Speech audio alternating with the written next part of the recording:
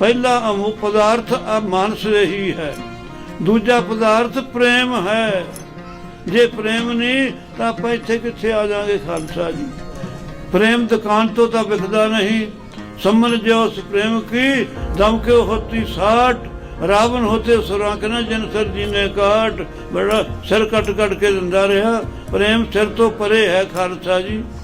Sir प्रेम जे की देवेगा महाराज ਆਪਾਂ ਨੂੰ ਫਿਰ ਤੀਜੇ ਨੰਬਰ ਤੇ ਨਾਮ ਬਖਸ਼ਿਸ਼ ਕਰਨਗੇ।